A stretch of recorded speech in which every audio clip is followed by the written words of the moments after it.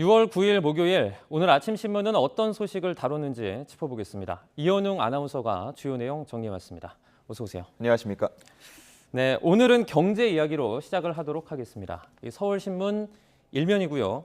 여기 보시면 S공포라는 말이 보이는데 이게 이제 스태그플레이션 말하는 거겠죠? 네, 그렇습니다. 성장은 더딘데 물가는 높은 상황, 다시 말해서 엎친 데 덮친 그런 상황이 바로 스태그플레이션인데요. 네. 지금 전 세계가 이 스태그플레이션의 공포, 다가오고 있다라는 분석이 잇따라 나오고 있습니다. 네. 우리나라도 예외는 아닐 것으로 보입니다.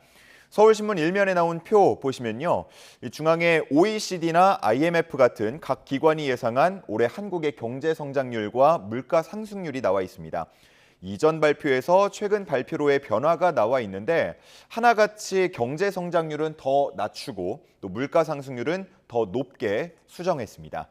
예상대로라면 말 그대로 스태그플레이션을 우리나라도 직면하게 될 텐데요. 네. 이 대표적으로 말하는 스태그플레이션 상황, 1970년대 오일 쇼크 때입니다. 그러니까 기관들 전망대로라면 50년 만에 이런 상황이 재현될 수 있다, 이렇게 경고를 하고 있는 겁니다. 네. 세계은행 총재는 CNN과 인터뷰를 하면서 세계 경제가 80년 만에 가장 큰 둔화를 기록할 것이라고 얘기하기도 했습니다. 네. 이제 뭐 신문을 보면 미국의 경우에는 재무장관이 현재 물가 상승 우려를 하고 있고요. 예. 그리고 0%대 경제 성장률 2분기 기록할 수 있다는 그런 우려도 나오고 있는 상황입니다. 네. 스태그플레이션 우리나라도 이제 철저한 대비가 좀 필요할 것 같습니다. 그렇습니다. 다음 기사 보도록 하겠습니다.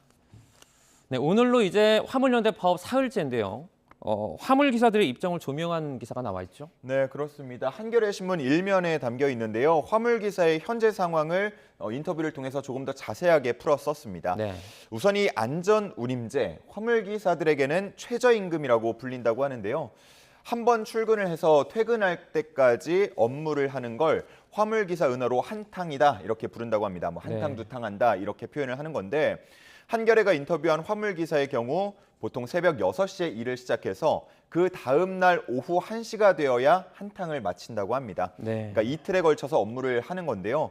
그렇다 보니까 한 달에 한 12탕에서 13탕 정도를 보통 하게 된다고 합니다. 한 탕을 할 때 100만 원 정도를 받는다고 하는데요. 그러면 12탕, 13탕 한 1,200만 원에서 1,300만 원의 수입을 올리게 되는 겁니다. 네. 이렇게만 보면 아마 뭐야, 돈 많이 버는데? 라고 생각을 하실 수도 있는데요. 화물 기사들은 나가는 돈도 상당히 많다, 이런 입장입니다. 네. 한 달에 기름값만 670만 원 든다고 하고요. 고속도로를 오가는 비용, 또 요소수 같은 유지비, 그리고 2억에 가까운 화물차 할부까지 다 빼고 나면 그렇게 많이 벌고도 한 달에 남는 돈은 한 200만 원도 되지 않는다, 이런 인터뷰가 실려 있었습니다. 네. 뭐 지금도 이런 상황인데 만약 안전운임제가 사라지면 지금보다 서너 탕은 더 뛰어야 그나마 지금 수준이 유지될 것이라는 전망을 하고 있었고요. 화물연대는 정부가 대화에 응하지 않으면 투쟁 수위를 높이겠다는 입장인데 정부는 법률 개정 사안이라면서 국회로 공을 돌린 상황입니다. 네. 다음은 정치권 소식 알아보도록 하겠습니다. 어제 저희도 이제 그 검찰의 어떤 편중 인사 관련해서 얘기를 나누지 않았습니까? 네. 윤석열 대통령이 출근길에 발언을 했는데 이게 또 논란이 되고 있죠. 예, 그렇습니다. 두 신문 준비했는데요. 한국일보를 보면 대통령의 답변 과정에서 과거에 이제 민변 출신이 도배하지 않았냐, 이렇게 발언한 걸 두고 이상한 반박이다라고 제목을 썼고요. 네. 또 아래 있는 경향신문은 논란 사안 때마다 미국을 거론한다라는 점을 비판하는 기사를 썼습니다. 하나씩 보면서 설명을 드리겠습니다. 먼저 한국일보가 대통령의 발언에 대해서 이상한 반박이다라고 말을 한 건 본질과 다른 답을 했다고 보기 때문인데요.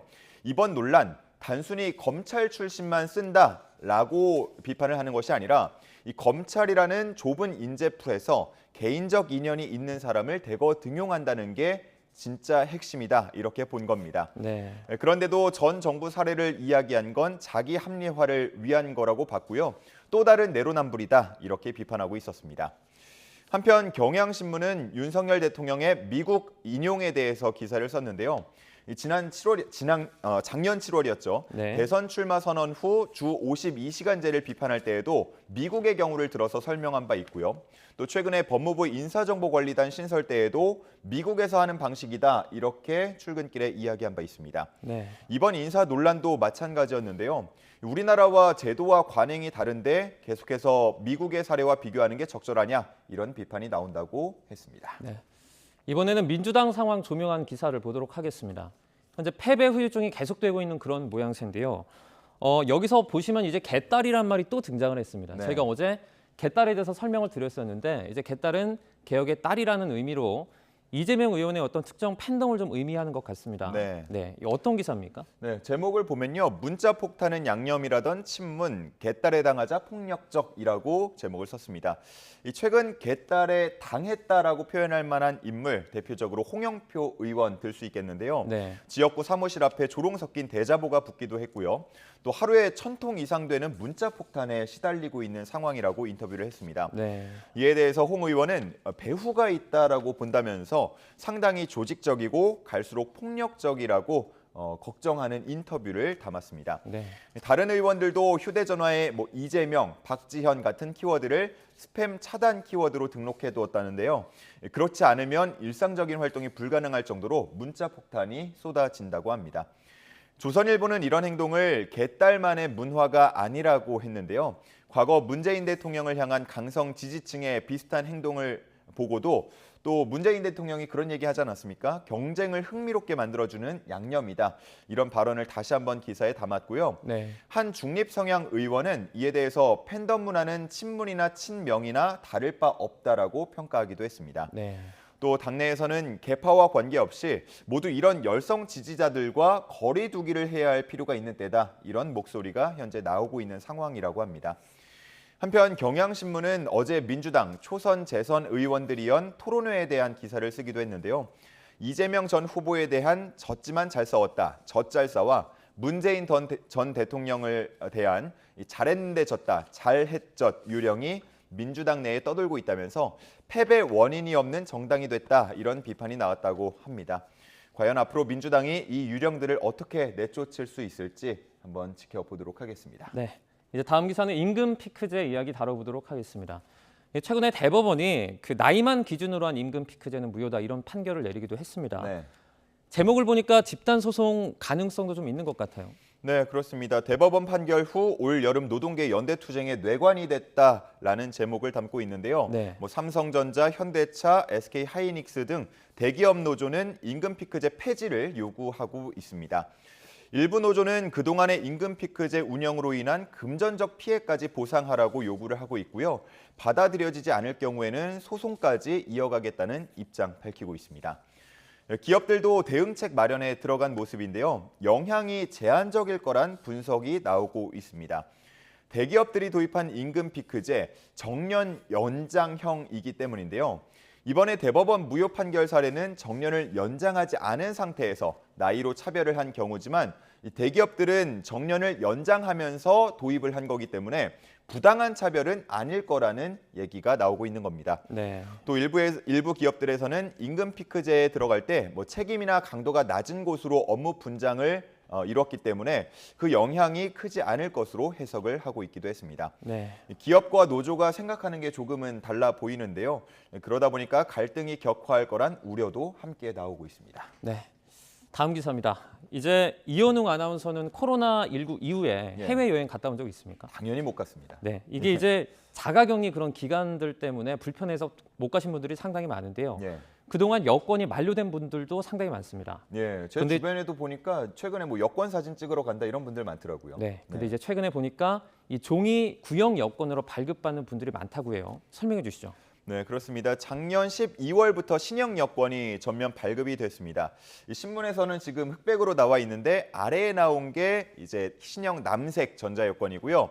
위에 나와 있는 게 구형 녹색 종이 여권입니다. 아마 지금까지 여권 생각하면 녹색이 더 익숙하신 분들 많으실 것 같습니다. 네. 이 구형 여권 재고가 다 떨어질 걸로 예상되는 시점에 맞춰서 신형 여권 이 발급을 시작을 했는데요.